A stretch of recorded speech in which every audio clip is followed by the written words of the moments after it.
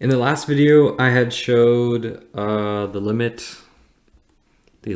of x approaching 0 of sine x over x equaling 1.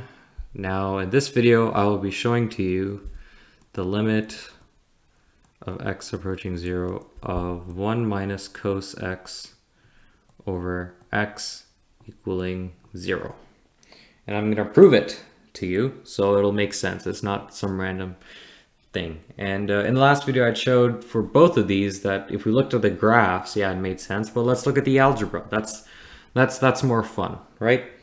So let's say we did this. So just working this out, the limit of x approaching 0.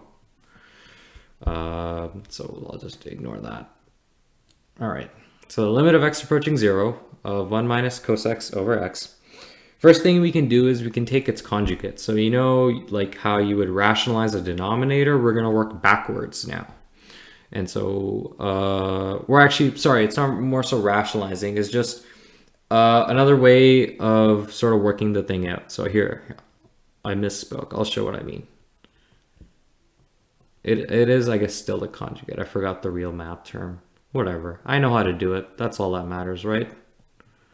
This is what I mean.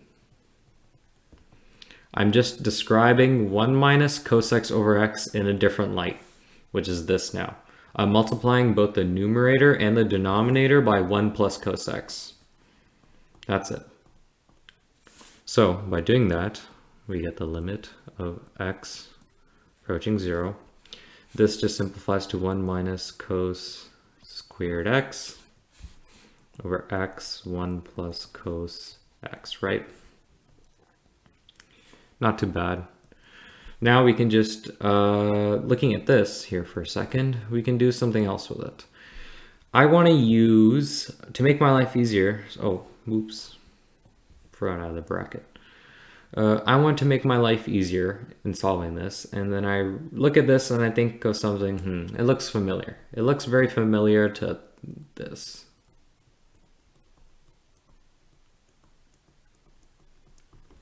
Right? Because if we wanted to, because sine squared x would just equal 1 minus cos squared x. And I want to use sine in this because I eventually want to end up using this limit we just did in the last video to help me out here, right? So some problem solving. We need to use that. So we can substitute sine squared x in for this. So the limit of x approaching 0, this becomes sine squared x all over x, 1 plus cos x, right? Now we can just do some further algebraic manipulation. I'm going to break up this fraction, and I'm going to break it up like this. Sine x over x multiplying sine x over 1 plus cos x, right?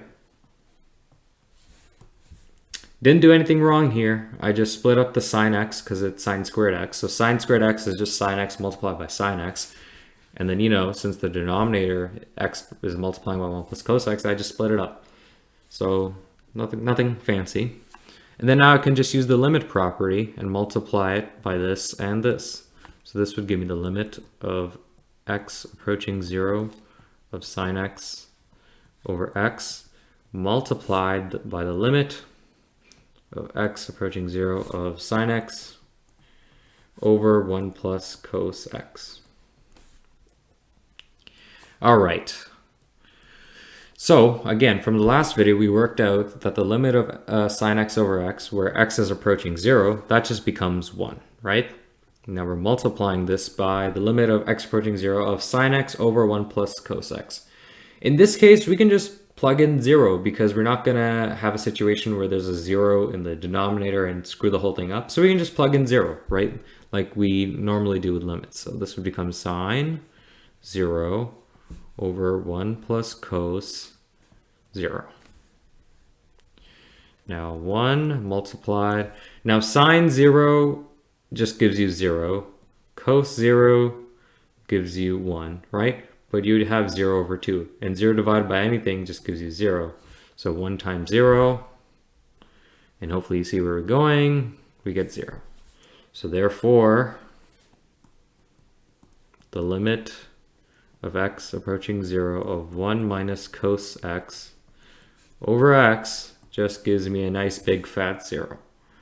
And that is pretty much it. Hopefully this video helps. So let me know in the comments. And yeah.